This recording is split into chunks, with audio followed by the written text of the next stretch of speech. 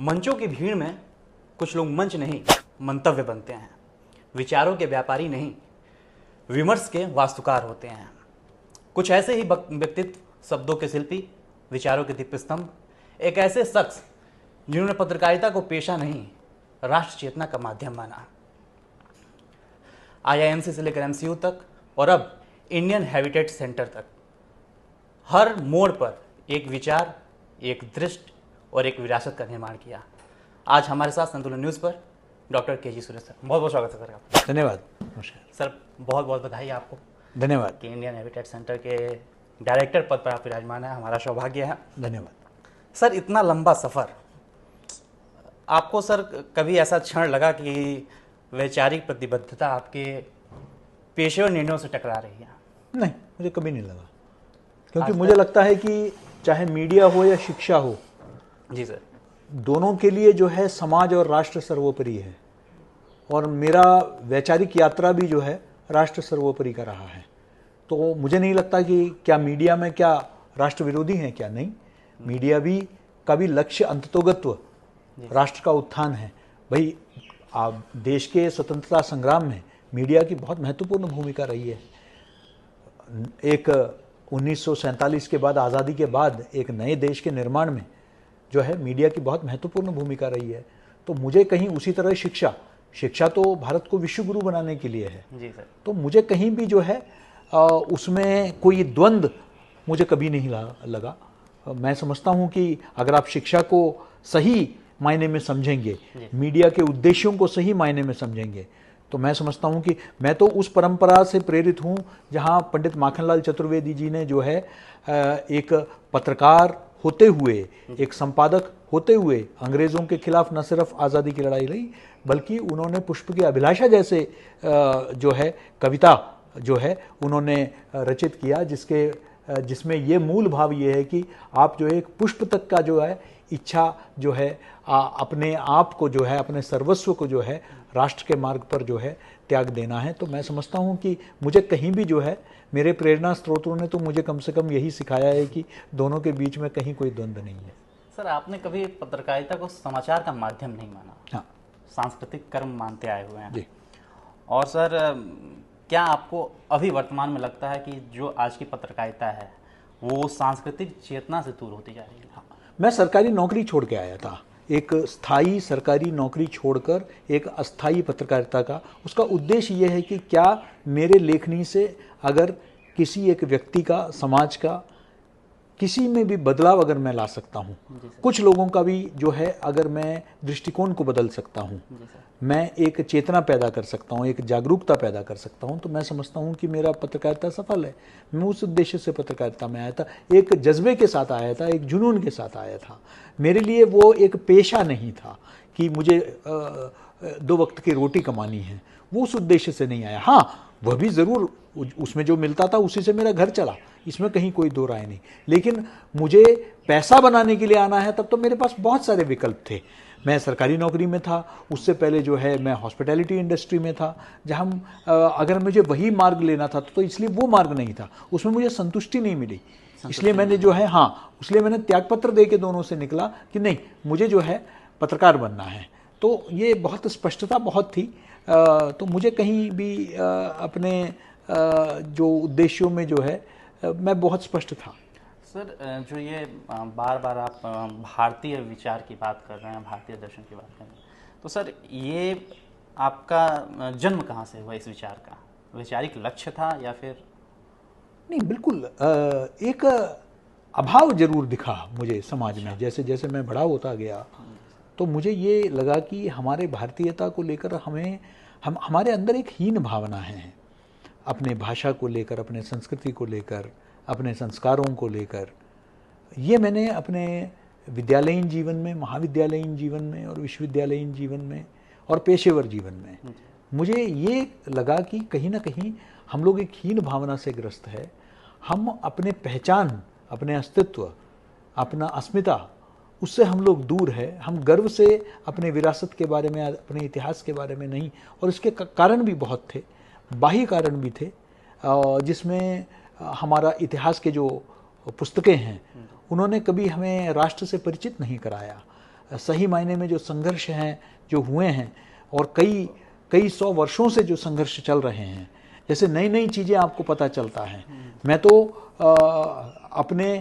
मैं कहूँगा कि मीडिया में आने के कई वर्षों बाद मुझे जो है जो हूल क्रांति हुई थी उसके बारे में पता चला।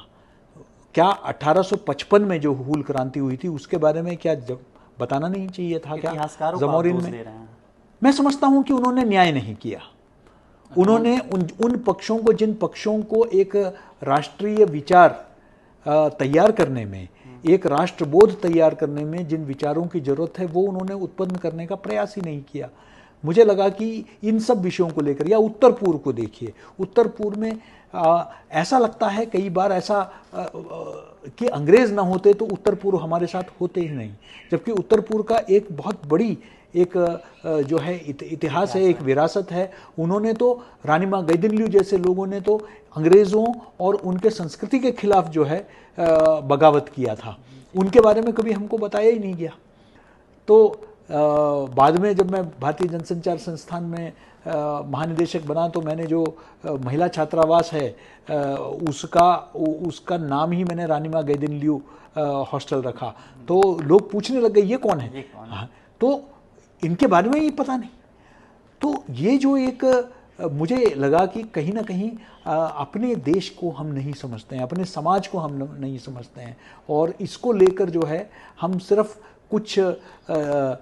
कुछ विसंगतियां, उस पर ज़्यादा जोर दिया जा रहा है। जो एकात्मता के जो सूत्र है, सांस्कृतिक एकता है पूरे देश का, उस पर हमने जोर नहीं दिया, अपितु जातिवाद, मजहबी कट्टरपंथ, इन चीज़ों पर हमने ज़्यादा, जिसको हम कहते हैं अंग्रेजी में कहते हैं फॉल्ट लाइंस पर हमने ज़्यादा जोर दिया है। अपितु जोर होना चाहिए था उन सूत्रों पर जो हमें एक राष्ट्र के रूप में जो है सदियों से हमें चलाती आ रही है, उस पर जो है हमारा फोकस होना चाहिए था। दूरदर्शन जैसे मीडिया हाउस से निकल करके फिर IIMC और फिर MCU तक का नेतृत्व करना, सर क्या ये केवल परिवर्तन था या फिर विचारों का परिष्कार? नहीं, मैं तो देखिए, मैं शिक्षा से पहले से ही जुड़ा हुआ हूँ। एक पत्रकार के नाते भी मैं किसी पर कोई टिप्पणी नहीं कर रहा हूँ, लेकिन अपना काम करने के बाद क्लब्स में जाना, प्रेस क्लब में जाना, वो सब उस तरह का कभी मेरा जो है कभी मेरा मन लगा ही नहीं उन चीज़ों में। मैं पत्रकारिता के काम करने के बाद मैं जो हूँ पत्रकारिता शिक्षा करने के लिए दिल्ली में जो संस्थाएँ हैं उसमें जाके पढ़ाता था। उसमें माखनलाल का नोएडा परिसर भी था, उसमें भारतीय जनसंचार संस्थान भी था, दिल्ली यूनिवर्सिटी के अंबेडकर कॉलेज था, जानकी देवी महाविद्यालय थे।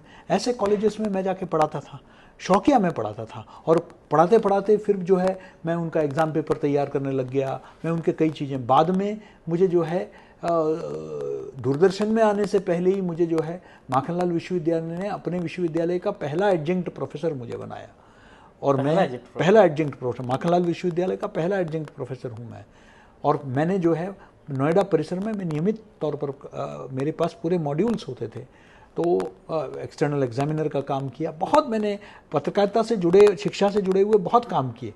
बाद में जब मुझे अवसर प्राप्त हुआ कि भाई जिस 1998 में जहाँ पढ़ाना शुरू किया भारतीय जनसंचार संस्थान, वहाँ महानिदेशक का जब ये रिक्ति आई तो मैंने उसमें आवेदन दिया, और मेरा साक्षात्कार हुआ, और उसके बाद मेरा चयन हुआ। तो सचमुच मुझे लगा कि मैंने जीवन में एक प्रेस सब एडिटर ट्रेनी, उप संपादक प्रशिक्षु के नाते मैंने कार्य शुरू किया था। वहाँ से आगे सिटी रिपोर्टिंग, और उसके बाद ब्यूरो, और ब्यूरो में प्रधानमंत्री कार्यालय, उपराष्ट्रपति, राष्ट्रपति, ये सब कवर करने के बाद मुझे लगा कि मैं जीवन का और संपादक में बन चुका था। एक व्यक्ति पत्रकारिता में आता है तो उसका सपना होता है कि जो उच्च, सबसे सर्वोच्च पद है वो है संपादक का। मैं संपादक बनूं, और मैं दूरदर्शन का संपादक बन गया। तो मुझे लगा कि अब मुझे कुछ नया अपना जो है कुछ करना चाहिए, और मीडिया शिक्षा में क्योंकि मैं पहले से ही जुड़ा हुआ था तो मुझे वो अवसर मिला, तो मैंने उसको गंवाया नहीं। मैं मीडिया, तो मुझे लगता है कि एक कंटिन्यूटी है, क्योंकि एक स्तर पर आने के बाद हमको अगली पीढ़ी को तैयार, अगले नए पौध को तैयार करने का नैतिक दायित्व भी हमारे कंधों पर है। तो पत्रकार रहते ही शिक्षाविद बनने की कल्पना की थी कि पत्रकारिता? नहीं, वो परिस्थितियों महज संयोग था कि उस वक्त एक वैकेंसी आई, मैंने अप्लाई किया और मैंने उस वक्त जब सोच के देखा तो मैं संपादक बन चुका था। अब कुछ नया करने के लिए उस क्षेत्र में रह नहीं गया था, क्योंकि मैंने वही चीज को फिर मैं दोहराऊंगा अगले 20 साल और। तो मैंने कहा कि क्यों ना मैं पूरी तरह एकेडमिक्स की तरफ चले जाऊं। तो एक तरह से वो मेरा जीवन का दूसरा आयाम था। आपने आईएमसी और एमसीयू दोनों का नेतृत्व किया है। दोनों संस्थाओं में मूलभूत जो है परिवर्तन क्या देखते हैं? मूलभूत दोनों में अंतर क्या है? अंतर देखिए, आईआईएमसी केंद्र सरकार का है, भारतीय जनसंचार संस्थान, और उस वक्त जब मैंने चार्ज लिया तो वो मात्र एक डिप्लोमा इंस्टीट्यूशन था, वहाँ सिर्फ डिप्लोमा दिया जाता था। और वो प्रशिक्षण केंद्र भी था विदेशी नागरिकों के लिए भी, वो भारत के जो भारतीय सूचना सेवा के अधिकारियों के लिए भी वो एक प्रशिक्षण केंद्र था। और उसको मैंने ये सपना देखा कि मैं उसको डीम्ड यूनिवर्सिटी बनाऊंगा। मैंने अथक प्रयास किए, उस पर किताब लिख सकता हूँ मैंने जो प्रयास किए, और आखिरकार मेरे ही कार्यकाल में मेरे महानिदेशक रहते ही उसको लेटर ऑफ इंटेंट यानी कि यूजीसी से पत्र मिल गया। तो वो मैं समझता हूँ कि आप अब डीम्ड यूनिवर्सिटी के नाते आप कार्य कर सकते हैं। तो वो था। माखनलाल चतुर्वेदी एशिया का पहला और देश का सबसे बड़ा विश्वविद्यालय था। वो पहले ही विश्वविद्यालय रहा, ये विश्वविद्यालय नहीं था। तो दोनों में फर्क तो था ही, प्रशासनिक स्तर पर भी फर्क था, शैक्षणिक स्तर में भी फर्क था। हालांकि दोनों में पत्रकारिता ही पढ़ाई जाती थी, लेकिन क्योंकि दिल्ली स्थित था, केंद्र सरकार से संबंधित था, तो आईआईएमसी का प्रोफाइल पूरे देश में था। इसके 5 परिसर थे देश के अलग अलग भागों में, सभी मेरे ही अंडर था, है ना। जम्मू में परिसर था, उड़ीसा में धनकनाल में, अमरावती महाराष्ट्र में, केरल में, मिजोरम में। तो ये एक राष्ट्रीय संस्थान है। वह एक, भले उसके नाम में राष्ट्रीय है, उसका जो कार्य क्षेत्र है वो मध्य प्रदेश ही रहा। तो इसलिए जो है ये मूलतः उसमें दोनों में अंतर ये था। अभी सर आपने कहा कि हमने प्रयास किया कि उसमें आईएमसी में आईएमसी को डीम्ड यूनिवर्सिटी बनाया जाए, तो उसमें आपको सफलता मिली। माखनलाल में जब आपके नेतृत्व में नेक की ग्रेडिंग की बात आती है, तो उसमें आपको अनुकूल सफलता नहीं मिली? अनुकूल इसलिए नहीं, सफलता तो पूरी मिली। देखिए, नैक में पहली बार हम लाए, पहली बार ये जो इस साल भी हम लोग इंडिया टुडे में टॉप 10 में आ गए, ये पूरा प्रक्रिया मेरे समय में शुरू हुआ था। तो तब से लेकर हम इंडिया टुडे के टॉप 10 में आ रहे हैं लगातार। वो मुझसे पहले इंडिया टुडे या हम इस तरह के रैंकिंग में आते ही नहीं थे। मेरे आने से पहले वहाँ कभी भी हम रैंकिंग में नहीं आए थे। मेरे आने के बाद रैंकिंग में आना शुरू हुआ। हम कभी आवेदन ही नहीं करते थे, हम कभी प्रक्रिया में जाते ही नहीं थे। आवेदन ही नहीं करते थे ना, प्रक्रिया में ही नहीं जाते थे हम लोग। तो पहली बार हमने बहुत कुछ चीजें वहां पहली बार हुई मेरे जाने के बाद, है ना। तो नैक का भी पहली बार हम प्रक्रिया में गए, जबकि नैक इतने सालों से चल रहा है। बस इतना ही हुआ कि जो फाइनल स्टेज भी बहुत ही महत्वपूर्ण होता है। हमने कागज तो सारे सबमिट करा दिए, लेकिन जब फाइनल टीम आती है और इंस्पेक्शन करती है, उस समय मैं कुलपति नहीं था। मेरे जाने के बाद 3 महीने बाद, तो उस वक्त के लिए जो तैयारियां करनी थी, शायद कुछ कमी रह गई हो, मुझे नहीं मालूम, कोई संवाद में कोई कमी रह गई हो, मुझे नहीं मालूम, लेकिन उसके बावजूद मैं समझता हूं कि जिस हिसाब से कोई तैयारी नहीं थी और अपने दम पर किसी कंसल्टेंट को लगाए बगैर, किसी बाहरी व्यक्ति को लगाए बगैर सबने खुद कागज भरे, तैयार किया, पहली बार हुआ, तो उस हिसाब से मैं ये इंस्पेक्शन वाला पार्ट को छोड़ भी दूं तो नैक भी मिला है, जो बुरा नहीं है। मुझे लगता है पहले अटेम्प्ट के लिए बुरा नहीं है। पहले में A+ डबल प्लस मिलने के उस हिसाब से हमारे पास तैयारियां ही नहीं थी। तो पहली बार आप एक साइकिल में जा रहे थे, नैक साइकिल में जा रहे थे, तो मुझे लगता है कि मैं उसे असफल नहीं मानता हूं। आप नैक साइकिल में आ गए हैं, अब ये नए टीम के ऊपर है कि वो इसको आगे बढ़ाएं और अगली बार के लिए नया टारगेट लेकर पूरी तरह, क्योंकि उस वक्त बीच में देखिए जब नेतृत्व परिवर्तन होता है तो बीच में एक खालीपन, लगभग 6 महीने के लिए तो कुलपति ही नहीं थे वहां। 6 महीने के लिए तो कुलपति आपके जो है एडिशनल चार्ज में जो है चला गया था। तो इसलिए वो एक समय होता है जब एक सडनली एक वैक्यूम हो जाता है, और वैक्यूम में इंस्पेक्शन होता है। तो आप समझ सकते हैं कि अब जैसे हैबिटेट में अगर कोई बड़ा कुछ होता है और मैं यहाँ नहीं हूँ तो वो असर तो दिखेगा ही, वो असर है ना। आपने कहा कि जब तक आप कुलपति नहीं थे उसके पूर्व इंडिया टुडे में जो है लिस्टिंग में नहीं होती थी माखनलाल की, नहीं होती थी। आप पूरा रिकॉर्ड चेक कराइए, और कभी नेक, नहीं, नेक की ग्रेडिंग में। तो हम क्या कभी नहीं इसके गए। लिए आप पूर्व के नेतृत्व को दोष देंगे? नहीं, मैं ये नहीं समझूंगा। देखिए, वो शायद विश्वविद्यालय के अन्य चीजों में 12B लेकर आए, उससे पहले और चीजों को लेकर आए। तो मुझे लगता है कि देखिए विश्वविद्यालय डेवलप हो रहा है। अब जैसे मेरे कार्यकाल से पहले की बात है कि जो है एक बड़े परिसर में जाने का निर्णय लिया गया, है ना। बड़े परिसर में निर्णय लिया गया और उसके लिए जो है जमीन आवंटित हुआ, सारा कुछ, लेकिन काम आधा अधूरा पड़ा था। मेरे जाने के बाद मेरे कार्यकाल में मैंने उसको फास्ट ट्रैक किया और मैंने दोनों परिसरों में हस्तांतरण किया। एक परिसर बिसनखेड़ी का जो परिसर है वो माननीय उपराष्ट्रपति से मैंने जो है श्री गणेश करवाया। तो दूसरा जो है माननीय मुख्यमंत्री जी, तत्कालीन मुख्यमंत्री शिवराज सिंह चौहान जी से, और रीवा के जो विधायक और हमारे उप मुख्यमंत्री जो हैं राजेंद्र शुक्ल जी, है ना, वो उस वक्त तत्कालीन सूचना मंत्री भी थे, है ना, तो जनसंपर्क मंत्री थे, तो उनसे हमने करवाया। तो मुझे लगता है कि हर चीज हर समय हो नहीं सकता। आपके पास देखिए, मेरे पास 4 वर्ष का कार्यकाल था, उसमें 1.5 वर्ष कोरोना को हैंडल करने में निकल गया। तो कुल मिला के जितना परिसर हस्तांतरण से लेकर राष्ट्रीय शिक्षा नीति को लागू करने से लेकर चित्र भारती जैसे उत्सव आयोजित करने से लेकर सिनेमा स्टडीज विभाग और हिंदी भारतीय भाषा विभाग जैसे विभाग सेटअप करने से लेकर नए पाठ्यक्रम लेने से लेकर पहली बार जो है 6 वर्ष बाद कॉन्वोकेशन कराने से लेकर 2.5 साल में मैं तो 24 घंटे काम करता था, तब जाकर ये इतने काम हुए। आप इसी अपने गुणवत्तापूर्ण कार्यशैली की वजह से जाना चाहते हैं, चाहे वो आईआईएमसी हो। आईआईएमसी को आपने डीम्ड यूनिवर्सिटी के लिए प्रयास किया और वो बना भी, और इसी प्रकार माखनलाल में भी आपने प्रयास किया और नवीन परिसर बन गया। आप इंडियन हैबिटेट सेंटर पे अब शोभायमान हैं, इसके लिए क्या योजना है आपकी? देखिए, इंडिया हैबिटेट सेंटर देश का एक प्रतिष्ठित बौद्धिक और सांस्कृतिक केंद्र है जी। और यहाँ देश के जिसे हु इज़ हु कहते हैं, चाहे वो इंटेलेक्चुअल्स हो, बुद्धिजीवी हो, अधिकारी हो, साहित्यकार हो, पत्रकार हो, उन सब का एक बहुत बड़ा केंद्र है ये। जितने दिग्गज मेधावी हैं उन सब का ये एक सांस्कृतिक केंद्र है। इसमें पहला तो जैसे मेरे हर यात्रा में रही है भारतीयता लाने का प्रयास।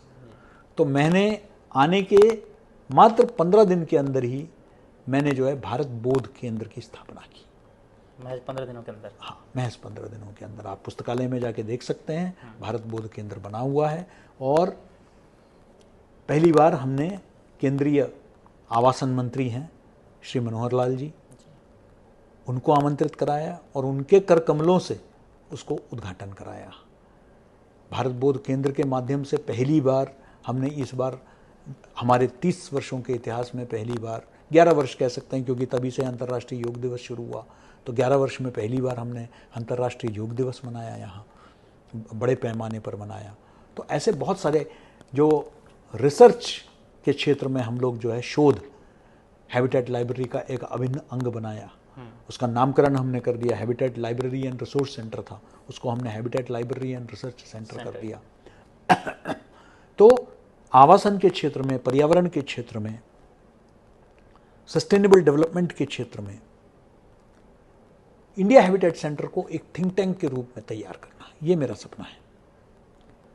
और देश भर के लोग इधर आएं, आइडिएट करें, विचार विमर्श करें, क्योंकि आवासन एक बहुत बड़ा विषय है जिसको लेकर हमारे यहाँ 140 करोड़ की आबादी है।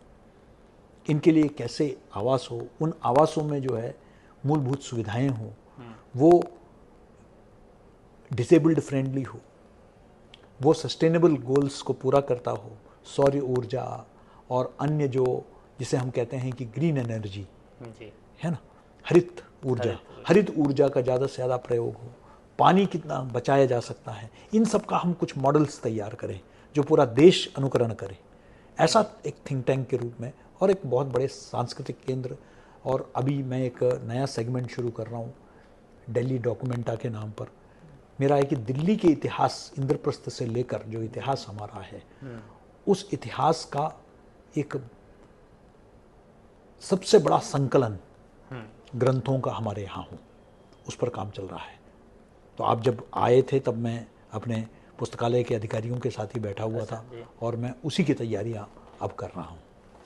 आपने अभी कहा कि भारतीयता का मैं समावेश जहाँ भी जिस भी संस्था में जाऊँ उसमें भारतीयता का समावेश करता हूँ।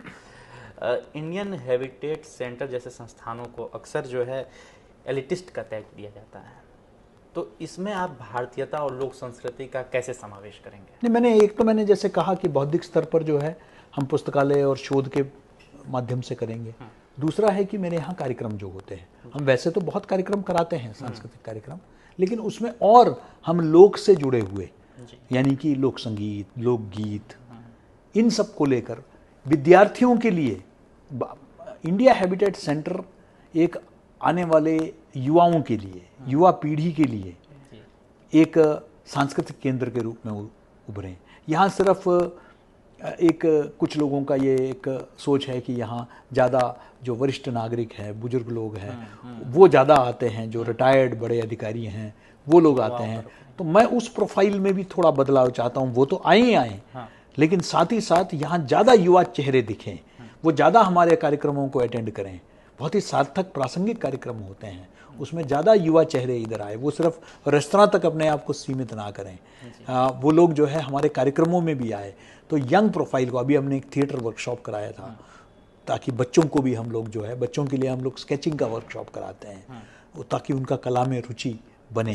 तो इस तरह के कुछ ना कुछ हम कराते रहते हैं। तो हम आने वाले दिनों में जो है और इसको एक यंगर प्रोफाइल देने का प्रयास करेंगे, एक यूथफुल प्रोफाइल हो हैबिटेट सेंटर का। संस्थानों में अक्सर सिस्टम हावी रहता है और पर आपने सिस्टम के भीतर रहते ही उसकी दिशा मोड़ दी। ये संतुलन आपने कैसे साधा? देखिए, मैं मानता हूं कि लोग जो कहते हैं कि सिस्टम में रहकर आप काम नहीं कर सकते, मैं उससे सहमत नहीं हूं। मैंने 4 सरकारी संस्थाओं में काम किया है। 4? हाँ, है ना, 4 बड़े सरकारी, मतलब मैं अपने पत्रकारिता से पहले की बात ही नहीं कर रहा हूँ, उस वक्त तो मैं कनिष्ठ स्तर पर था। मैं वरिष्ठ स्तर पर की बात कर रहा हूँ, दूरदर्शन। वहाँ मैंने 3 नए कार्यक्रम शुरू किए हैं, मेरे कार्यकाल में शुरू हुए। वार्तावली से लेकर आपका 2 टूक और आपका जो है एंड्रॉयड ऐप में लाना।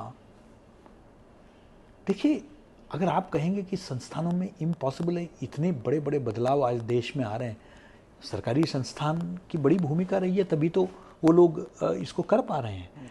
ये व्यक्ति पर निर्भर है कि व्यक्ति कितना विजन लेके आगे चलता है।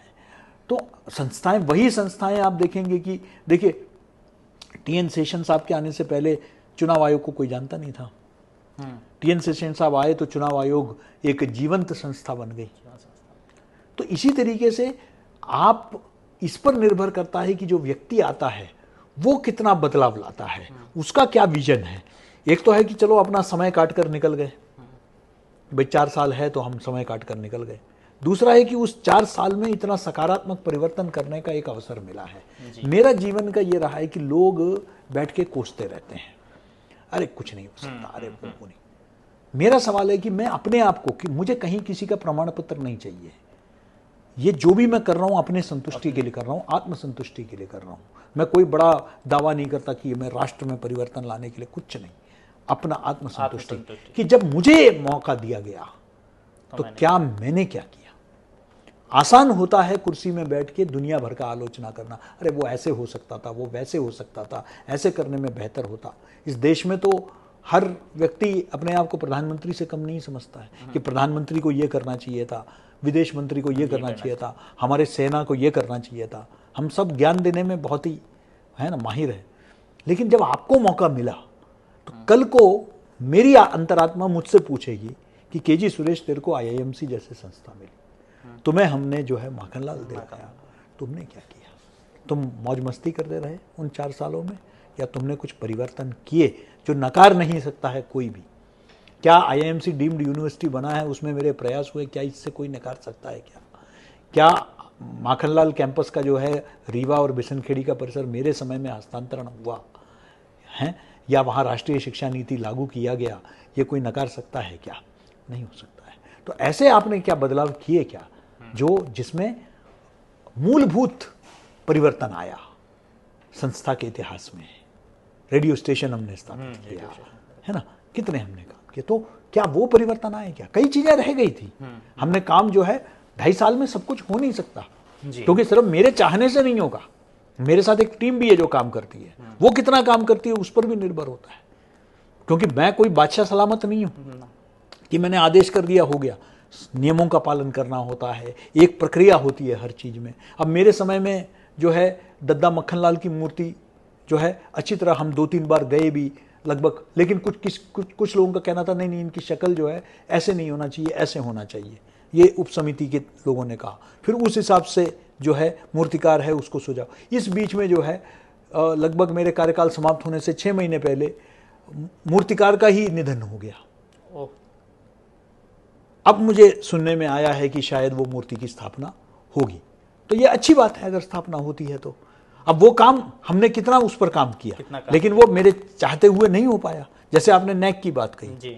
भाई सारा पेपर सबमिट तो मेरे टाइम पर हुआ, लेकिन उसके बाद जो तैयारी टीम के आने से पहले, टीम के भौतिक निरीक्षण से पहले करना चाहिए था, वो भी अगर मेरे नहीं हुआ होगा, मैं नहीं कह रहा, लेकिन मेरे कार्यकाल में हुआ होता तब तो मैं पूरी तरह जिम्मेदारी लेता कि सब कुछ मेरे कार्यकाल में हुआ। तो ये कमी जो आधा काम तो हुआ ही नहीं मेरे कार्यकाल में, तो उसके लिए मैं कैसे जिम्मेदार हो सकता हूँ?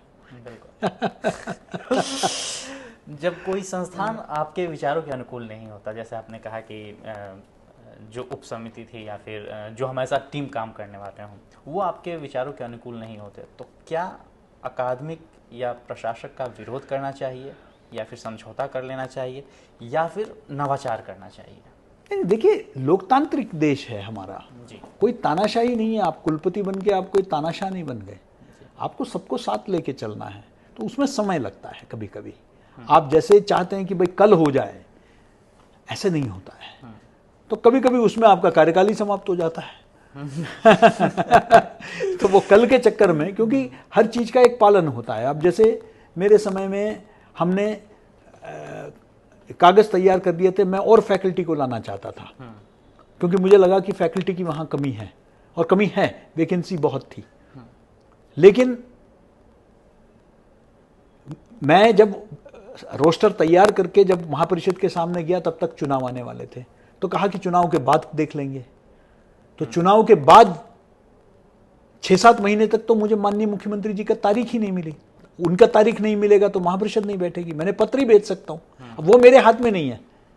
मैं मुख्यमंत्री को खींच के लाके बैठा तो नहीं सकता हूं, उनको समय, अब वो समय देते, महापरिषद की बैठक होती, तब तो मैं जो समिति के सामने जो वैकेंसीज की बात की गई उसको मैं निकाल सकता हूं। अब उन्होंने महापरिषद की बैठक ही नहीं बुलाई, तो मैं तो कुछ नहीं कर सकता, मैं निसहाय हूं, है ना। तो उसके लिए ना मुझे दोषी ठहराया जा सकता है, दोषी नहीं ठहराया जा सकता। हाँ। लेकिन इसको डील कैसे किया जाए, समझौता कर लिया जाए, फिर नवाचार किया जाए? देखिए, अब उसमें नवाचार क्या हो सकता है? मैं नियुक्ति कर नहीं सकता हूं महापरिषद के कोई और वैकल्पिक कुछ नहीं हो सकता। विकल्प ये है कि हमने जो है एडजंक्ट प्रोफेसर्स लगाए, हमने इंडस्ट्री से लोगों को, गिरीश उपाध्याय जी जैसे लोगों को लाए, शिव कुमार विवेक जी जैसे वरिष्ठ जो संपादक रह चुके हैं दैनिक भास्कर वगैरह के हैं, हर्षवर्धन त्रिपाठी जी जैसे लोगों को लेकर आए, है ना। बाहर से, दिल्ली, भोपाल के बाहर से और भोपाल के अंदर से हमने वरिष्ठ लोगों को नियुक्त किया। अब विकल्प तो यही था कि उनको हमने फुल टाइम हमने अपने यहाँ रखा, और उन्होंने जो है उन्होंने अपना योगदान भी दिया, है ना। लेकिन हाँ, वो नियमित प्रोफेसर नहीं थे, और वो मैं नियम के अनुसार ही नियुक्त कर सकता हूँ। जब तक महापरिषद की सहमति नहीं होगी तब तक नहीं कर सकता। महापरिषद में बैठक हुई नहीं तो मैं नहीं रख पाया। चलिए बढ़ते हैं अगले प्रश्न की ओर। आप Indian perspective in global media की बात करते हैं, लेकिन क्या हमारा अकादमिक ढांचा इसको स्वीकार करने के लिए तैयार है? क्यों नहीं? क्यों? पब्लिक तो चाहती है अपने इतिहास के बारे में, लेकिन हमको साहित्य उस हिसाब से तैयार करना पड़ेगा। अगर आपके पास विकल्पहीनता में आप सिर्फ नारेबाजी करेंगे, उससे नहीं होगा।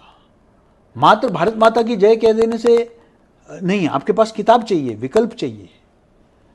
भारतीय जो ज्ञान परंपरा है उससे संबंधित आपको साहित्य तैयार करना पड़ेगा, संदर्भ ग्रंथ तैयार करना पड़ेगा, तब जाकर आप उसे एकेडमिक दुनिया में आप उसे एक पाठ्यक्रम के रूप में या पाठ्यक्रम में किसी यूनिट के रूप में लगा सकते हैं। जब तक आप होमवर्क नहीं करेंगे, आप उसको देंगे तो कोई नहीं लेगा। अगर आप तैयारी के साथ जाएंगे तो क्यों नहीं। मैंने तो भारतीय जनसंचार संस्थान में मैंने पहली बार जो है भरतमुनि का नाट्यशास्त्र को मैं लेकर आया, क्योंकि मेरे पास संदर्भ ग्रंथ उपलब्ध थे। मैंने एक शिक्षक को तैयार करवाया और वहाँ उन्होंने क्लास लेना शुरू कर दिया। मैंने संस्कृत का पाठ्यक्रम, पत्रकारिता में संस्कृत में पत्रकारिता का पाठ्यक्रम शुरू कराया मैंने भारतीय जनसंचार संस्थान में। लेकिन मैंने जो है लाल बहादुर शास्त्री संस्कृत विद्यापीठ के साथ जो है मैंने अनुबंध किया। तो तैयारी अगर आपका हो तब तो हो सकता है। आपने ऐसे ही आपने कई विश्वविद्यालयों में एक साथ 200 कोर्स शुरू हो गए, एक भी नहीं चला, तैयारी नहीं की आपने 200 कोर्स घोषणा कर दी, उसका कोई मतलब नहीं है। आप तैयारी नहीं करेंगे। मेरे समय में कम कोर्सेस, कम डिपार्टमेंट सेटअप हुए, लेकिन जो कोर्सेस सेटअप हुए, सिनेमा स्टडीज शुरू हुआ तो सिनेमा स्टडीज पूरे तैयारी के साथ हमने शुरू किया, है ना। तो आपको तैयारी के साथ अगर आप करेंगे तो क्यों नहीं चलेगा। जब आप भारत बोध की बात करते हैं तो वो भावनात्मक या वैचारिक रूप से व्याख्यात नहीं है। क्या आप इसे केवल सांस्कृतिक नहीं, संवाद की भाषा भी गढ़ना चाहते हैं इसको लेकर? नहीं, क्यों नहीं। भारत बोध तो एक सत्य है ना, हम जीते हैं हम लोग तो भारतीय। तो जी, हम सवेरे उठते हैं और जब हम सूर्य नमस्कार करते हैं तो भारत बोध तो वहीं से शुरू हो जाता है जी, है ना। तो आपका भारत बोध क्या है? भारत बोध मतलब कोई संस्कृत या सिर्फ अध्ययन केंद्रित नहीं है।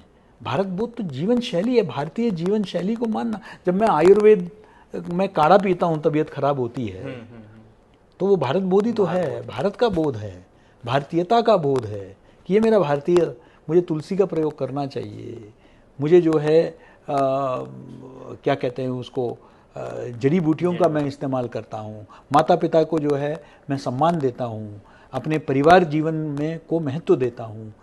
यही तो भारत बोध है। भारत बोध मात्र बड़े बड़े किताबों में लिखी हुई बातें नहीं है। भारत बोध मतलब भारत के जीवन शैली को, भारत के जीवन की जो परंपरा है, भारतीय जीवन परंपरा है, उसको स्वीकार करना और उसको आत्मसात करना, वही भारत बोध है। भारत बोध कोई कॉम्प्लिकेटेड चीज नहीं है। अगर मैं बड़े बुजुर्गों को नमस्कार करता हूँ, उनका सम्मान करता हूँ, गुरुजनों का सम्मान करता हूँ, तो मैं समझता हूँ वो भारत बोध है। तो एक व्यावसायिक मात्र मेरा संबंध नहीं है मेरा जो है, तो मैं समझता हूँ कि वो एक कठिन चीज नहीं है, ये व्यावहारिक है, बिल्कुल व्यावहारिक है। उसको मैं सिर्फ किताबी बातें नहीं है भारत बोध। भारत बोध तो अपने भारतीय परंपरा अनुसार अपने जीवन को जीना है, बजाय इसके कि हम एक विदेशी जो है जीवन शैली को आंख मूंद कर अपनाएं, जिसका नुकसान हमें और हमारे आने वाली पीढ़ियों को। उससे क्या होता है? आज तो पूरी दुनिया जाग रही है ना, आज तो पूरी दुनिया जाग रही है कि नहीं, हमारे यहाँ कभी भी आज भी जो है कपड़ा पुराना हुआ उसका इस्तेमाल होता है, कबाड़ी पुराना हुआ उसका इस्तेमाल होता है ना। हम लोगों ने कंज्यूमरिस्ट कल्चर कभी नहीं, हमारा हमेशा वही तो क्या आज सस्टेनेबल डेवलपमेंट गोल में क्या कहते हैं? रिसाइकल, रिड्यूस, रीयूज, ये 3 R का मंत्र है। हम पहले से ही करते आए हैं, है ना। हमारा खाना भी बासी हो गई तो हम उसका भी प्रयोग करते हैं, है ना। ये तो हमारा जीवन शैली, हम कभी वेस्ट नहीं करते हैं किसी चीज को, और कुछ नहीं, गाय को, जानवरों को, उनको खिला देते हैं, है ना। तो ये हमारा जीवन शैली है। तो बस इसी को अपनाना, यही तो सस्टेनेबल डेवलपमेंट गोल है, भारतीय जीवन परंपरा को अपनाना, है ना। बढ़ते हैं अगले प्रश्न की ओर। यहाँ से हमारे प्रश्न पत्रकारिता जगत से होंगे जी। सर, क्या आज की पत्रकारिता संवाद की जगह केवल प्रतिक्रिया पर केंद्रित हो गई है, रिएक्शन पर जो है केंद्रित हो गई है?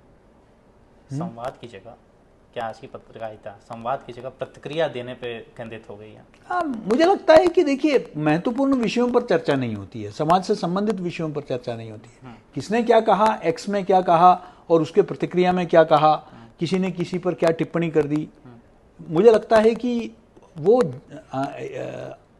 जो एक जनसाधारण के जीवन से उसका कोई प्रासंगिकता नहीं है।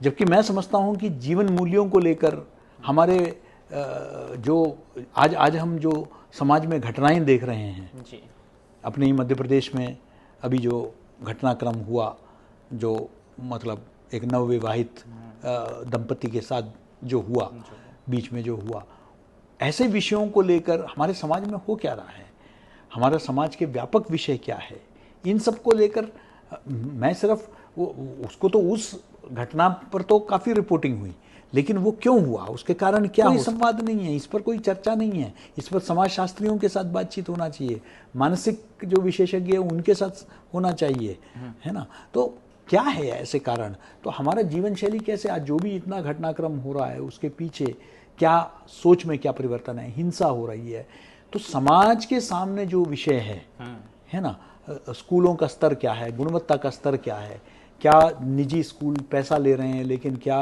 वो उसके हिसाब से वो क्या रिजल्ट दे रहे हैं, नहीं दे रहे हैं, क्या विद्यार्थियों को क्या वो न्यायोचित है वो जो पैसा ले रहे हैं, है ना, ये सब ज्वलंत विषय है। विद्यार्थियों का क्या निजी विश्वविद्यालयों में हैं, निजी विश्वविद्यालय तो बहुत खुल गए, लेकिन कितना गुणवत्तापूर्ण शिक्षा वहाँ हो रही है, उनका प्लेसमेंट कैसे हो रहा है, और बाकी बहुत सारे इस तरह हर क्षेत्र में, हमारे स्वास्थ्य को लेकर, हमारे जीवन शैली को लेकर, इन सब पर कहीं मुझे चर्चा, बहस न टीवी में, ना प्रेस में, ना संपादकीय पृष्ठों में मुझे कहीं वो नहीं दिखाई दे रहा है।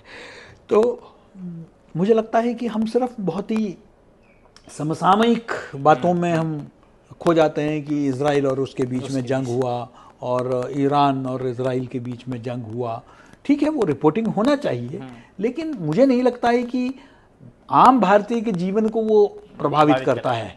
उतना ही बताइए कि वो कैसे प्रभावित करेगा।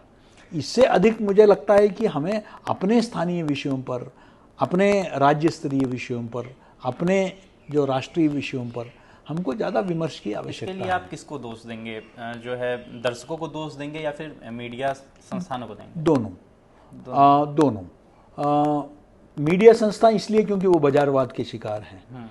उनको लगता है कि अगर पब्लिक अफीम चाहती है तो हम अफीम देंगे, हम जो है उनको अगर सास बहू दिखाना है तो सास बहू दिखाएंगे, हैं, हमको उनको अपराध दिखाना है तो हम उनको क्राइम पेट्रोल दिखाएंगे, CID दिखाएंगे, ये चीज़ें हम उनको दिखाएंगे। और समाज का ये है कि समाज अच्छे क्वांटिटी के लिए, अच्छे क्वालिटी प्रोडक्ट के लिए पैसा देने के लिए तैयार नहीं है। एक अखबार छपने में 30-40 रुपये खर्च होता है, लेकिन आप उसको खरीदने जाते हैं तो 3-4 रुपये होता है। जब 3-4 रुपये होता है तो मैं अक्सर यही बताता हूँ कि जो बाकी पैसा जो उसका खर्चा आ रहा है वो जो भी देगा मीडिया तो उसी की बात करेगा ना, 4 रुपये देने वाले की बात तो नहीं करेगा, है ना। तो बड़ा सिंपल है, लॉजिक है। हम उसके लिए, हम पॉपकॉर्न के लिए 300 रुपये खर्च करेंगे, है ना, मल्टीप्लेक्स में, लेकिन हम जो है अखबार जो हमारा उसके लिए 10-20 रुपये खर्च करने के लिए तैयार नहीं है। हम पे टीवी में पे न्यूज़ जो आता है, भाई कहाँ से लाएंगे? एक स्टूडियो चलाना कोई मुश्किल है क्या, मतलब कोई आसान है क्या, है ना। कितने पैसे लगते हैं, इतने सारे मुलाजिम हैं, इतना सिस्टम है ना, कवरेज होता है, ग्राउंड रिपोर्टिंग होता है, लोगों को भेजना होता है, खर्चा कहाँ से निकलेगा? अगर बाजार उनको स्पॉन्सर कर रहा है तो फिर वो बाजार की बात करेगा, वो आपकी बात नहीं करेगा। तो आपके अंदर भी कम से कम हम में से जो लोग संपन्न हैं या समृद्ध हैं या जो अफोर्ड कर सकते हैं, हमें तो प्रयास करना चाहिए। फिर हम ये भी कहते हैं कि हमारा मीडिया स्वतंत्र नहीं है, तो दोनों दोषी हैं। आपने न्यूज़ रूम में भी काम किया है, मतलब मीडिया संस्थानों में भी काम किया है। न्यूज़ रूम में आपको सबसे ज़्यादा क्या कमी खलती थी, मतलब क्या कसक रहती थी? विचारों की कमी लगती थी या फिर साहस की कमी लगती थी? विचारों की सीमाएं हैं उसमें, दिशा की कमी लगती थी। मुझे लगता था कि वही आखिरकार बाजारवाद हावी था, बाजारवाद, क्योंकि ये है कि हमको किससे रेवेन्यू जनरेट होगा, किस में ज़्यादा विज्ञापन मिलेगा, जिस कार्यक्रम में TRP को कैसे बढ़ाना है, वो जब तक लक्ष्य रहेगा, समाज हमारे कहीं चिंता में नहीं है कि समाज का क्या असर पड़ेगा, समाज का इस पर क्या असर पड़ेगा, इससे क्या असर पड़ेगा, वो हमारे कहीं हिसाब में नहीं है। पब्लिक को देखना है, पब्लिक को मज़ा देना है। ये मज़ा देना नहीं है हमारा कॉन्सेप्ट। क्या हो गया है कि मीडिया अगर समाज का पिछलग्गू हो गया तब तो बहुत खतरनाक चीज़ है। मीडिया चौथा स्तंभ है। चौथा। मीडिया को समाज को नेतृत्व प्रदान करना है, उसके टेस्ट डेवलप करने हैं, है ना? तो अगर आप उसके टेस्ट नहीं डेवलप करेंगे तो फिर वो अच्छा टेस्ट, उसको अच्छा बुरे का उसे पता ही नहीं चलेगा। आप जब तक उसको वो स्वाद दिलाना आपका काम है, वो नहीं खिलाएंगे तो फिर तो हमारे देश में जहाँ मूढ़ी खाते थे हम लोग, हैं, जहाँ हम पोहा खाते थे हम लोग, आज हम केलॉग्स खा रहे हैं, क्योंकि केलॉग्स ने पूरे बाजार को कब्जा कर लिया है। पत्रकारिता और जनसंचार के बीच जो जनसंचार शिक्षा है, उसके बीच की दूरी को आप कितनी गंभीरता से लेते हैं? देखिए, गंभीरता इसलिए है कि गंभीरता से मैं लेता हूं क्योंकि मैंने जो देखा है कि कई बार पत्रकारिता सीख के बच्चा जाता है इंडस्ट्री में तो उसको बताया जाता है कि अभी तक जो सीखा है वो भूल जाओ, हम नया सिखाते हैं तुमको। उसका मतलब देयर इज ए डिस्कनेक्ट। अब आप बताइए कि वहाँ बाजारवाद है, मैं अपने क्लासरूम में कैसे सिखाऊं? क्लासरूम में तो मैं आदर्श स्थिति सिखाऊंगा ना। वहां आपको प्रेस कार्ड दिया जाता है और आपसे कहा जाता है कि हमारे लिए भी कमाओ और अपने लिए भी कमाओ। बड़े बड़े संस्थाओं की बात कर रहा हूं मैं, प्रतिष्ठित, नाम लेना उचित नहीं होगा। प्रेस कार्ड दिया जाता है, उसे कहा जाता है कि चाहिए ये कार्ड है, और कार्ड के लिए भी है। आजकल ऐसे भी सुनने में आ रहा है कि कई जगह तो आपको पेमेंट पहले करना पड़ता है, तब आपको प्रेस कार्ड मिलेगा, फिर आप जितना कमा लो। अच्छा, मतलब आप जो है ठेकेदारी व्यवस्था से भी इसको ले लीजिए। हाँ, कुछ ऐसा ही है कि ऑक्शन पर है, है ना? तो अगर ये हो गया है व्यापार, व्यवसायीकरण अगर उसका हो गया है, तो आप क्या बदलाव की अपेक्षा रखते हैं? तो मैं समझता हूँ ये तो मैं क्लासरूम में नहीं सिखा सकता ना, है ना? तो ये खाई तो रहेगी, क्योंकि ये मूल्यों की खाई है, ये आदर्श की खाई है। तो हम तो आदर्श ही तैयार करेंगे, वो उसके ऊपर है वो कितना भ्रष्ट होना चाहता है उसको अपना लक्ष्मण रेखा तय करना है ना? वो कितना भ्रष्ट, मतलब मैं सिर्फ आर्थिक दृष्टि से नहीं कह रहा हूँ, मैं आदर्श की दृष्टि से कह रहा हूँ, मैं मूल्यों की दृष्टि से कह रहा हूँ, मैं सिद्धांत की दृष्टि से कह रहा हूँ। तो कहीं ना कहीं आपको तय करना है, इस बाजार के बीच में रहकर भी जो है मुझे अपने अस्मिता को, अपने अस्तित्व को बचा के रखना है ना? तो ये बहुत बड़ी चुनौती है। ये तो विद्यार्थी के ऊपर है ना। अब आपको हम ड्राइविंग स्कूल में ABC तो सिखा सकते हैं, एक्सेलरेटर, ब्रेक और क्लच, ABC, है ना? लेकिन एक तरफ से ट्रक और दूसरी तरफ से जो है रोड ट्रांसपोर्ट की बस आ गई, दोनों के बीच में आपकी गाड़ी है, तो कैसे उसमें से बगैर कुचले बचा के ले जाना है, ये तो आप ही को करना पड़ेगा। आज की जो नई जनरेशन है, जिन्हें हम लोग जेनजीज कहते हैं, जो जेनजी जनरेशन है, वो न्यूज़ को रील या फिर शॉर्ट के फॉर्म में देखना पसंद करते हैं। तकनीकी मापदंडों पर आपको खरा उतरना है। जैसे जो न्यूज़, पॉडकास्ट अगर वो सुनना चाहते हैं तो पॉडकास्ट दिखाइए आप, ब्लॉग देखना चाहते हैं तो ब्लॉग दिखाइए आप उनको, है ना? हाँ, आजकल पॉडकास्ट और ये सारी चीज़ें। जो शॉर्ट्स की मैं बात कर रहा था, उसमें ये होता है कि कई बार उस शॉर्ट्स वाले फॉर्मेट में सारी चीज़ें नहीं कवर हो पाती।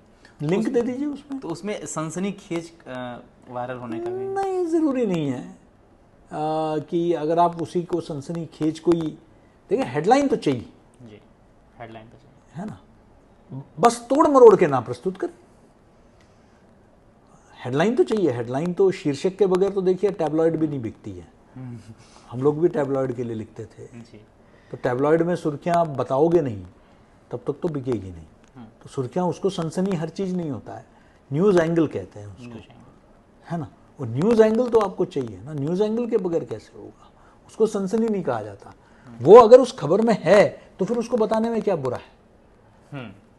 सनसनी मैं उसको कहूंगा जब वो बढ़ा चढ़ाकर राई का पहाड़ बनाया जाता है, उसको जो है सनसनी में कहूंगा। अगर आप तथ्यों को अगर आप बता रहे हैं, है ना, तो फिर उसमें क्या है? मर्डर हुआ है तो हुआ है, उसमें सनसनी कुछ नहीं है। समझ रहे हैं? डिजिटल युग में नैतिकता ये सिर्फ एक विषय है कि संघर्ष बन चुका है?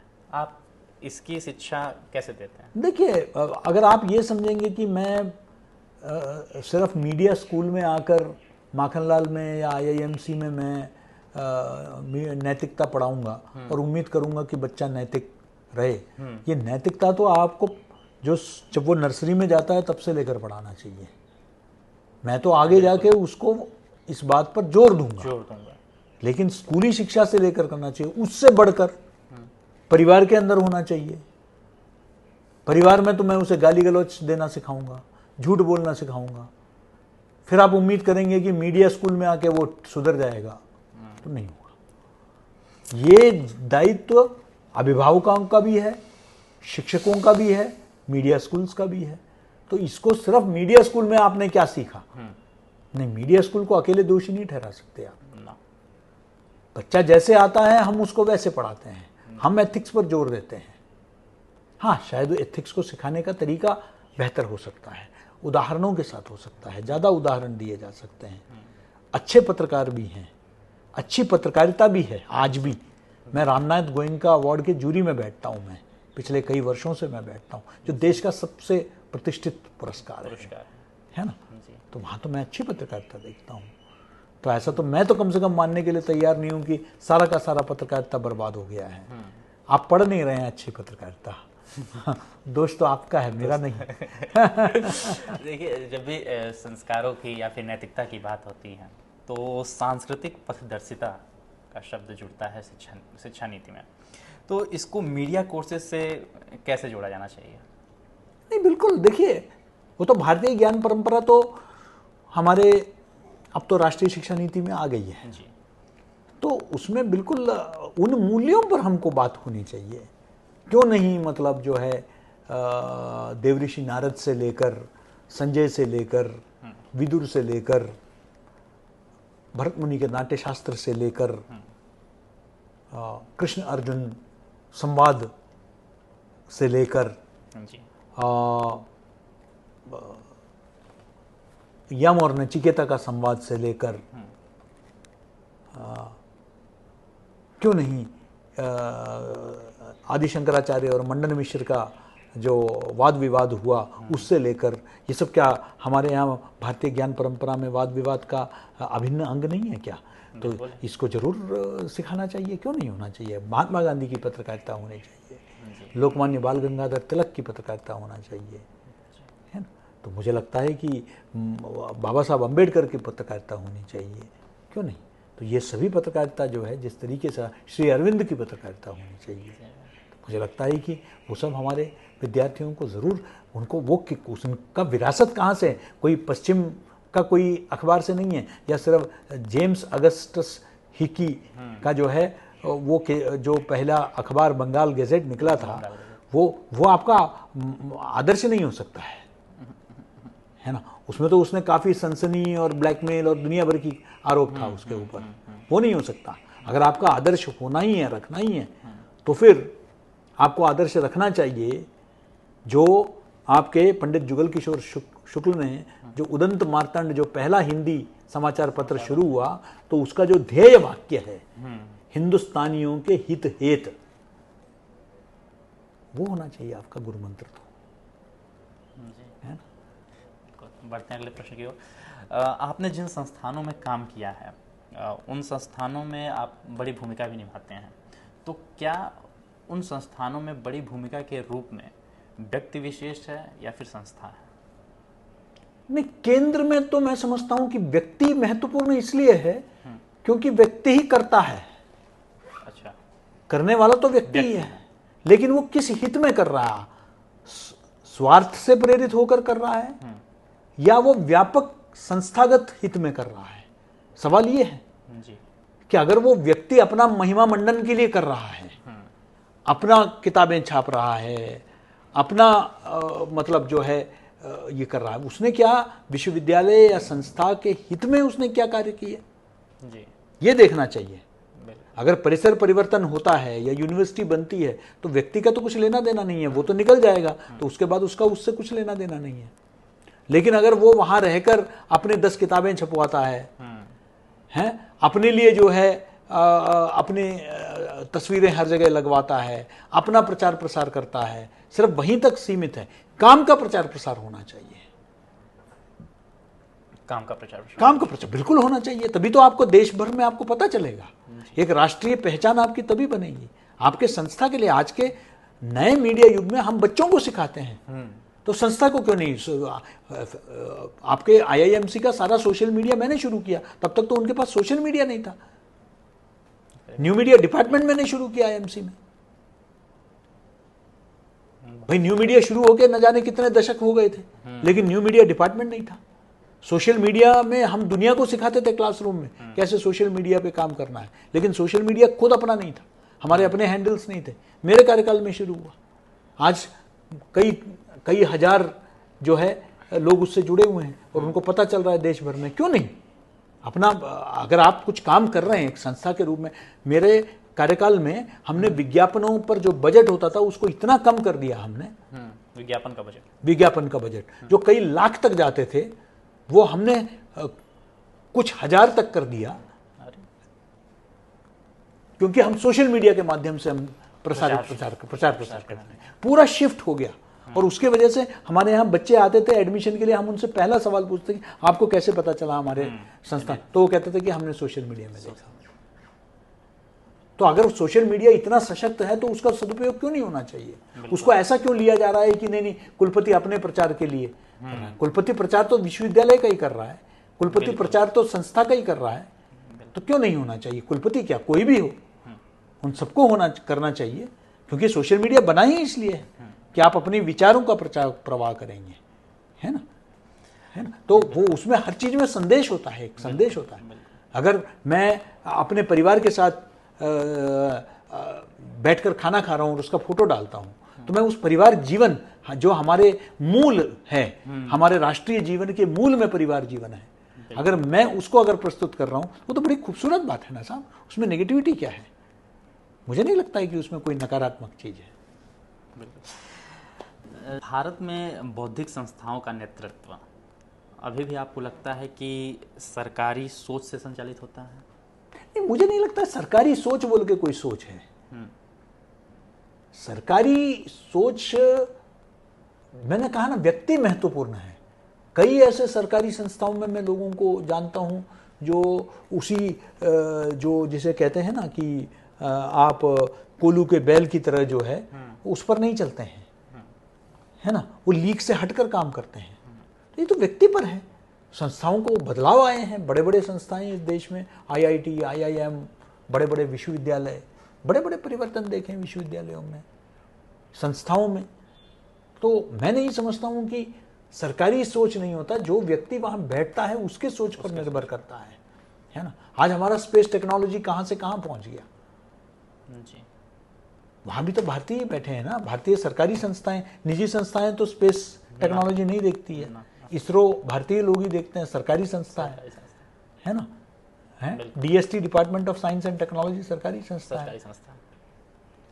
तो मुझे लगता है कि जो व्यक्ति बैठा होता है, विक्रम साराभाई जैसे लोग बैठे थे उस पर, है ना, एमएस स्वामीनाथन जैसे लोग बैठे हुए थे। जो व्यक्ति बैठता है उस पर भी तो फर्क पड़ता है ना। व्यक्ति विजनरी होना चाहिए, व्यक्ति विजनरी। एपीजे अब्दुल कलाम होते थे, वो भी सरकारी तंत्र में काम करते थे, डीआरडीओ में काम करते थे, है ना। तो वो तो व्यक्ति के ऊपर है। आपने इतने वर्षों तक संस्थाओं को संवारा, नवांकुर पत्रकारों को भी दिशा दी। इस बीच ऐसा कोई आपका निर्णय जो अंतर्मन में प्रश्न बनकर खड़ा रह गया, ऐसा कोई निर्णय? ये सही था या गलत था? जी नहीं, मेरे साथ ये है कि मैं अपने व्यक्तिगत पसंद नापसंद के हिसाब से मैंने कभी काम नहीं किया। संस्था के हित में भी मैं विचार विमर्श के बाद ही करता हूं, कोई भी कदम उठाता हूं। मैं बहुत कदम उठाता हूं तो लोगों को लगता है कि ये अपनी मनमानी कर रहा है। नहीं, जीवन में कभी मनमानी नहीं किया। हमेशा मैंने जो है सलाह लिया है, लेकिन हर एक से नहीं। मैं सभा बुला के मैं सभी से नहीं पूछता हूं, हाँ भाई भारत बोध के बारे में आपको क्या कहना है ना। जो भारत बोध से संबंधित है उनसे बात करूंगा और उनका जो सलाह लूंगा अगर ये सब मेरे दिमाग की उपज है, ये सारा कुछ हमने जो शुरू किया, नहीं, ऐसा नहीं है। कई बार कई चीज़ें विचार विमर्श के बाद दिमाग में आता है कि ऐसा हो सकता है, इसको ऐसा क्यों ना किया जाए। लेकिन मैं हर व्यक्ति से, अब कई लोग कहेंगे हमसे तो पूछा ही नहीं, उपयुक्त व्यक्ति से पूछूंगा, जो उस विषय के बारे में जानकारी रखते हों उनसे पूछूंगा। हर एक से पूछने की आवश्यकता मुझे नहीं लगती। तो ऐसे तो फिर आप कोई निर्णय नहीं ले पाएंगे। आप 500 लोगों के बीच में आप कोई निर्णय नहीं ले पाएंगे। बिल्कुल, है ना। तो आप जो संबंधित व्यक्ति हैं उनसे बात करके फिर, तो इसलिए मुझे ऐसा कोई भी निर्णय अपना जिसको लेकर जो है, हाँ हो सकता है कि मैं इससे इनकार नहीं करता कि कुछ व्यक्तियों के बारे में मेरा आंकलन शायद कहीं गलत रहा हो, ये संभव है।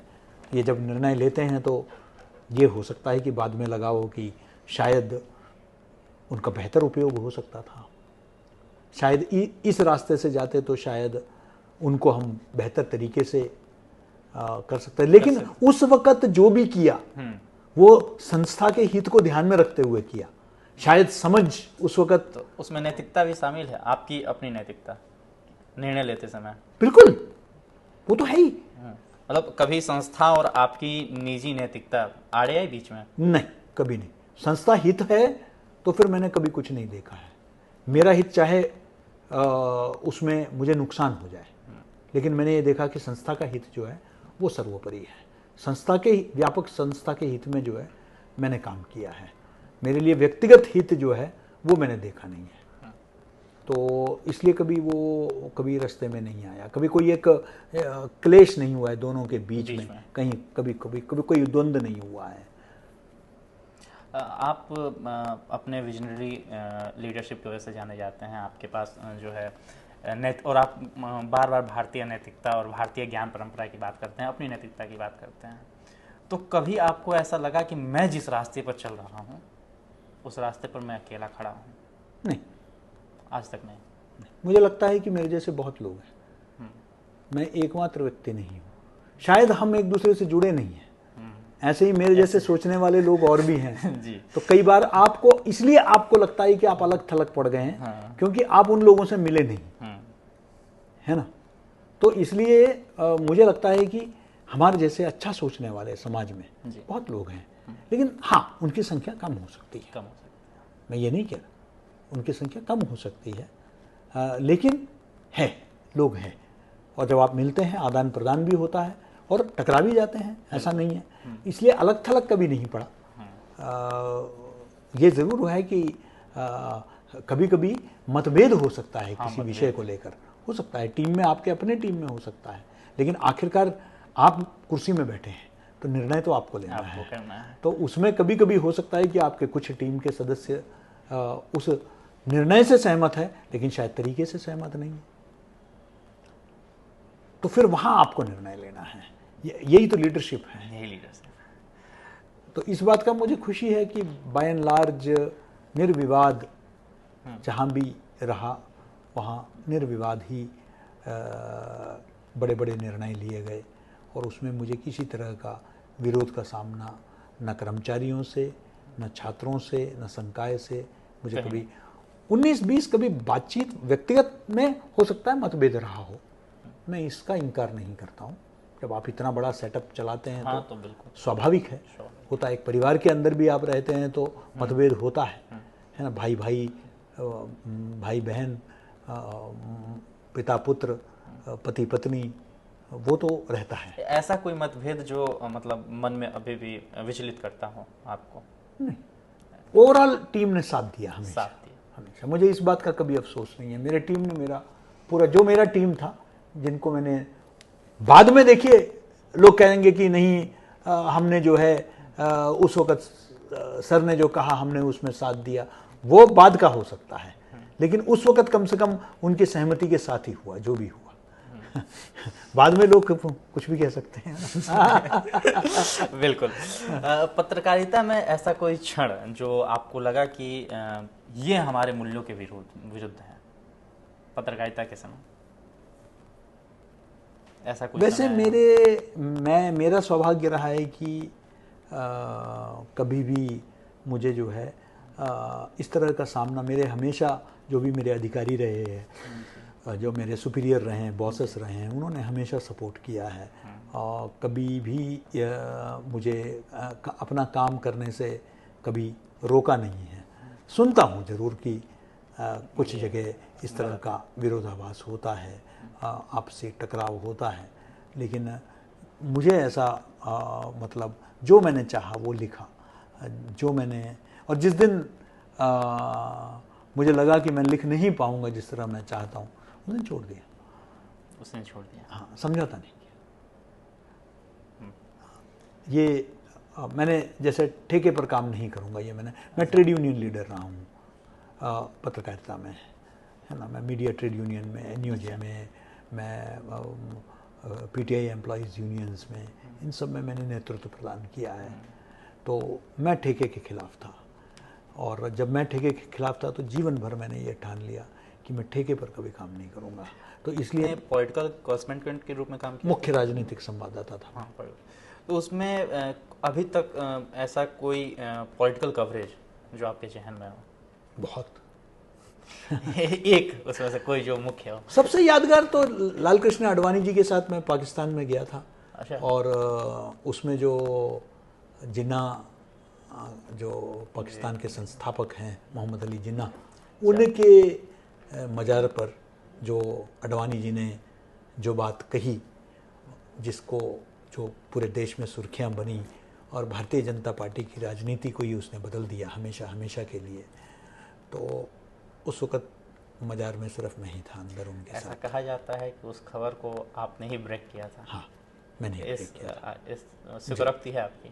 जी, स्वीकारोक्ति है आपकी? हाँ हाँ, जो उन्होंने लिखा उसको मैंने रिपोर्ट किया। हाँ। मुझे, मेरा कर्तव्य मैंने पूरा किया, मुझे करना चाहिए था। उनके ही साथ में जो उनके सहायक थे उन्होंने ही मुझे दिखाया। अच्छा। मैंने अनुरोध किया, मैंने कहा कि उन्होंने जो लिखा, कोई उन्होंने बोला नहीं कुछ भी। आप जानते हैं बड़े बड़े जगहों में आप जाते हैं तो आपको एक किताब दिया जाता है जिसमें बड़े लोग लिखते हैं, जो भी वहाँ अतिथि आते हैं वो लिखते हैं। तो उन्होंने जिन्ना के बारे में लिखा, जिसका तात्पर्य ये था कि जिन्ना सेक्युलर थे, धर्मनिरपेक्ष थे। तो मैंने कहा कि मैं देखना चाहता हूँ। उन्हीं के अधिकारियों ने मुझे दिखाया। मेरे अच्छे संबंध थे, ये तो सोर्स ही तो पत्रकारिता में होता है। तो उस वक्त कोई स्मार्टफोन या उस टाइप का कुछ नहीं होता था जिसका मैं तस्वीर खींच लूँ। मैंने पूरा अपने नोटबुक में लिखा, बाहर निकल के मैंने उसको रिपोर्ट कर दिया, फाइल कर दिया। मुझे भी अंदाजा नहीं था कि वो भारतीय राजनीति में भूचाल होगा उससे। नहीं, बहुत बड़ा भूचाल जो है उसने भारतीय जनता पार्टी के पूरी राजनीति को परिवर्तन, उसके बाद जो नेतृत्व परिवर्तन हुआ और सारा कहीं ना कहीं वहीं से वो शुरुआत हुई। तो इसके बाद कोई धमकी उनकी आपको? नहीं, कोई किसी। उसके बाद कभी आपको लगा कि धमकियां मुझे मिली है दूसरे प्रकरण में। दूसरे प्रकरण मैं जब जैसे जम्मू कश्मीर में आतंकवाद को मैं कवर करने गया था जी। तो उस वक़्त 90 के दशक में, तब धमकी क्या, मेरे को तो आईईडी से उड़ाने का पूरा व्यवस्था की गई थी। अच्छा। हाँ, तो वो भी हुआ है। मैंने बहुत सनसनी मतलब हकीकत खबरों को मैंने चलाया था उस दौरान कि किस तरीके से एक राजनीतिक दल के लोग किस तरीके से आतंकवादियों को शय दे रहे हैं। मैंने इस तरह की काफ़ी खबरें उन दिनों में लिखा था, पूरा ग्राउंड रिपोर्टिंग किया था। और बाद में मुझे दिल्ली से सलाह मिला कि मैं वापस आ जाऊं क्योंकि जान को खतरा है, तो वापस आ जाऊं।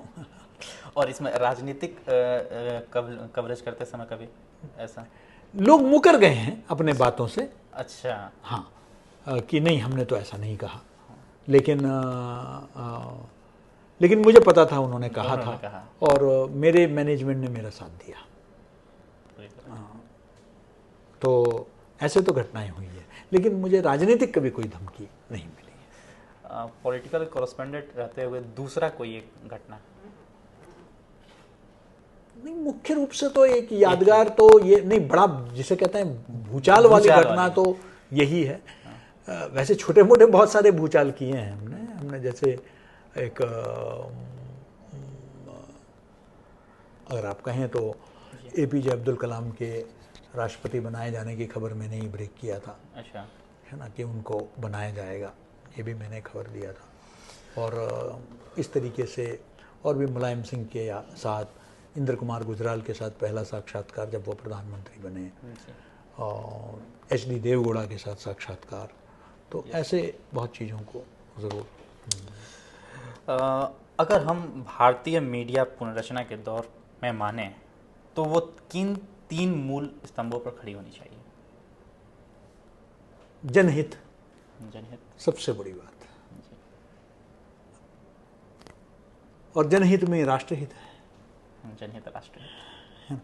तो ये तो आपका हो गया जनहित, मैं समझता हूँ सबसे महत्वपूर्ण है। और जब जनहित की बात होगी तो राष्ट्रहित तो होगा ही होगा। और समाचारों में निष्पक्षता, विचार पक्षपाती हो सकते हैं, कोई दिक्कत नहीं। अगर आपके विचार के जो स्तंभ है, स्तंभ में, संपादकीय में अगर आपने विचार प्रस्तुत किए तो कोई दिक्कत नहीं। समाचार में मिश्रण नहीं होना चाहिए। और तीसरा मैं समझता हूं कि सकारात्मकता, सकारात्मकता, ये जरूरी है। आज का युवा वायरल होना चाहता है और वो जो है विवेचना की जगह विवाद पैदा कर रहा है, जो आज के युवा पत्रकार हैं, हम उनकी बात कर रहे हैं। तो ये दिशा की भटकन है या फिर समय की ज़रूरत है? दोनों है, दोनों है। दोनों, हाँ, एक तो वो अगर चाहते हुए भी वो शायद उसके मीडिया हाउस नहीं चाहती है कि वो अपना समय व्यर्थ करें। वो अगर सनसनी कुछ लेकर आता है तो उस पर ज़्यादा जोड़ देते हैं। दूसरा सतही समझ भी है। आप गहन अध्ययन करना छोड़ दिया है, अखबार नहीं पढ़ते हैं पत्रकारिता के विद्यार्थी।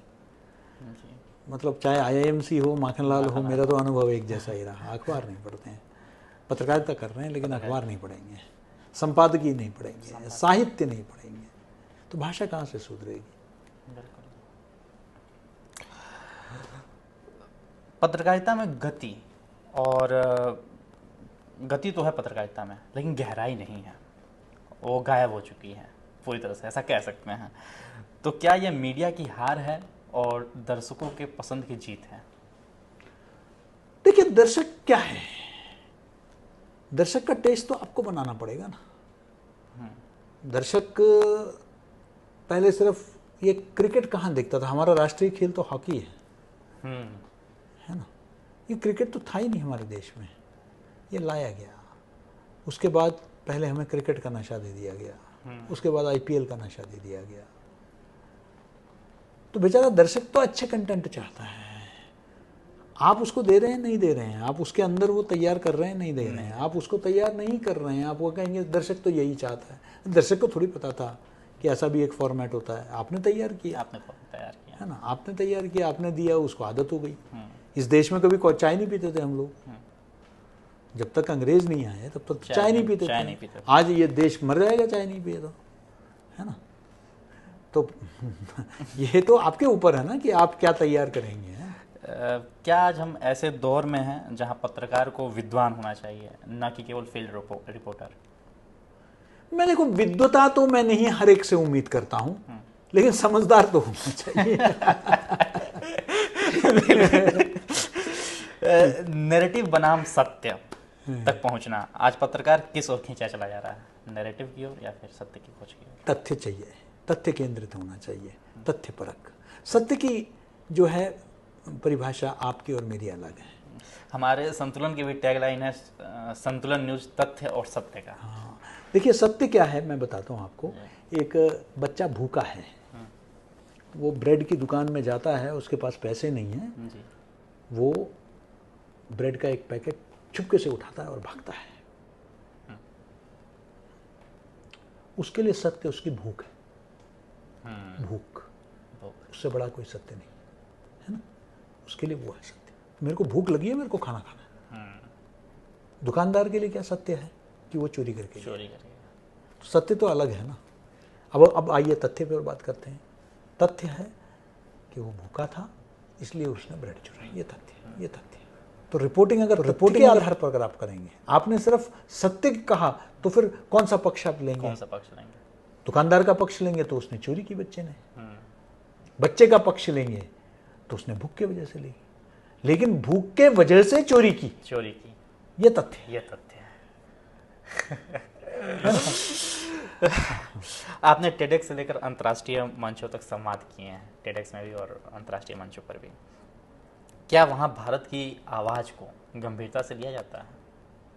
हाँ, अगर आप रखना चाहते हैं तो आपके ऊपर है ना। जी। शशि थरूर साहब जब बोलते हैं तो ऑक्सफोर्ड भी सुनता है। वो कहने का तरीका होता है, हाँ। उसमें तथ्य होना चाहिए, है ना, दुनिया सुनेगी ना। बात अगर मुझे देश भर में इसलिए नहीं बुलाया जाता क्योंकि मैं केजी सुरेश हूँ, पूर्व कुलपति हूँ, पूर्व महानिदेशक हूँ, इसलिए नहीं बुलाया जाता। मैं देता हूँ उनको तथ्य, है ना, इसलिए लोग सुनना चाहते हैं। अगर आप तथ्य नहीं देंगे तो आप लोगों को थोड़ी पत्रकारिता में अगर विवेक और विचार के बीच दीवार खड़ी हो जाए तो क्या हमें विवेक को प्राथमिकता देनी चाहिए? बिल्कुल, इसमें कहीं कोई दो राय नहीं। विवेकहीनता में तो विचार भी बर्बाद कर देंगे आप। विवेकहीन होकर अगर आप विचार को प्रस्तुत करेंगे तो विचार के लिए नुकसान होगा। तो विवेक तो जिसे मैं कहता हूँ प्राइमरी कंडीशन है। यदि आप आज एक युवा छात्र होते हैं तो क्या आप फिर पत्रकारिता चुनते हैं?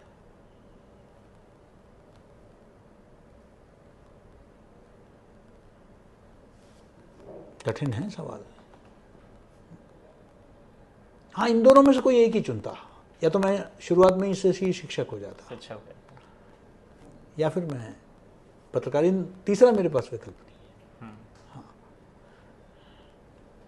और इस समय में, वर्तमान समय में अगर पत्रकारिता चुन लेते तो आप अपने नैतिकता को और मूल्यों को क्यों नहीं? देखिए, अगर आप समझते हैं कि मात्र राजनीतिक खबरों को करना ही, भाई राजनीतिक खबरों को मेरे को आलोचना फलान का करने का, मुझे राज्य में उसके खिलाफ नहीं है, इधर नहीं है, तो ये वो थोड़ी पत्रकारिता। तो पत्रकारिता तो आप स्वास्थ्य के बारे में लिखिए ना, शिक्षा के बारे में लिखिए ना, कितने विषय हैं जिसके बारे में आप लिख सकते हैं, वहां तो कोई नहीं रोक रहा है आपको। बिल्कुल। आप अगर कहेंगे कि मेरे को XYZ को गाली देने का मुझे अवसर नहीं मिल रहा है तो वो फिर पत्रकारिता भी नहीं है ना। आपकी पत्रकारिता का वह एक वाक्य जो आपकी पत्रकारिता को और आपको परिभाषित करता हूं। मैंने कोशिश की, मेरी तरफ से प्रयास में कमी नहीं रही, बाकी परिस्थितियां नहीं होंगी। बढ़ते हैं और यह हमारा आखिरी प्रश्न है और बहुमूल्य समय भी आपने दिया। अगर कभी आपको पत्रकारिता, शिक्षा और नेतृत्व, पत्रकारिता, शिक्षा और नेतृत्व, इन तीनों में से किसी एक को छोड़ना पड़े तो किसे छोड़ते और क्यों? नेतृत्व। क्यों? मैंने पत्रकारिता किया इसलिए अच्छा शिक्षक बना, और मैं अच्छा पत्रकार और अच्छा शिक्षक था इसलिए अच्छा नेतृत्व कर पा रहा हूँ। इन दोनों के बगैर मैं तो कर नहीं पाता। तो मेरे लिए तो ये दो ही चयन करूँगा मैं, तीसरा तो स्वाभाविक आ जाएगा। बहुत बहुत धन्यवाद सर। तो ये थे हमारे साथ इंडियन हैबिटेट सेंटर के director doctor KG Suresh sir. बहुत बहुत धन्यवाद सर आपका कि आपने अपना बहुमूल्य समय दिया। बहुत बहुत धन्यवाद, पुनः धन्यवाद, प्रणाम। धन्यवाद। यदि इस वीडियो को आप यूट्यूब पे देख रहे हैं तो चैनल को भी सब्सक्राइब करें और फेसबुक पे देख रहे हैं तो पेज को तुरंत फॉलो करें। धन्यवाद।